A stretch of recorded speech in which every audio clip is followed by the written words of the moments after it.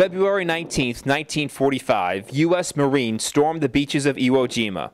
6 of those Marines were from Hopkinton. They'll tell anyone they were just doing their part. That's all. I showed up. Yeah. And they took me. Yeah, I was a junior in high school, and I signed up. Of course, my mother had to sign. I was only 17. 17, and your mother had to sign? So was she reluctant to sign? I threatened her I was going to run away. You threatened her you were going to run away. Gatherings like this don't happen much anymore. Yeah, we don't get to do it very often. There aren't very many of them. There's only 3 or 4 of us in Hopkinton. They gathered together on Friday morning at the Hopkinton Senior Center to observe the state holiday known as Iwo Jima Day. Right, we have a state holiday called the Iwo Jima Day, and we're going to acknowledge the 65th year of the Iwo Jima first landing. These men lived it. We were there for 3 months. We were supposed to be there for about a week or 10 days at Iwo. Turned out to be a little longer than that. Turned out to be about 5 or 6 weeks. But we were supposed to go on to the next landing. We didn't make it. They shipped us back to Hawaii. That's a good place. The 6 from Hopkinton survived. Yeah, we were lucky we survived. I don't know. If you're a hero, you survived. If you were a real hero, you didn't survive. I have a picture of a fellow with an old fiddle.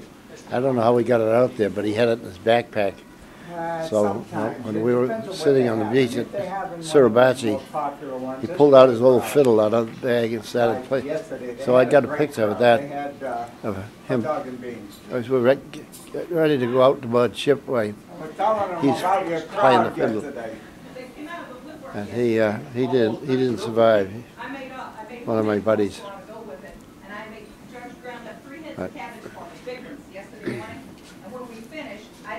It was more casualties than all of D-Day, and D-Day seems to get the ink more than Iwo.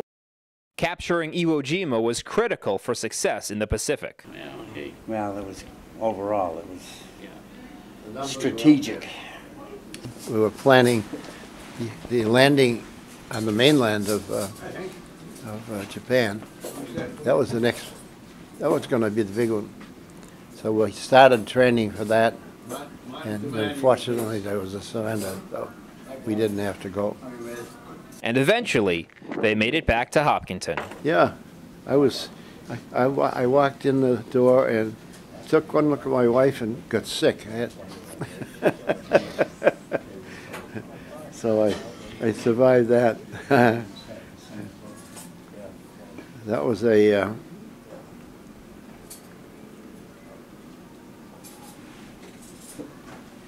an experience, yeah. So I didn't recover for about a week after I got home. I had food poisoning, I think, on the train, and finally we had a reunion.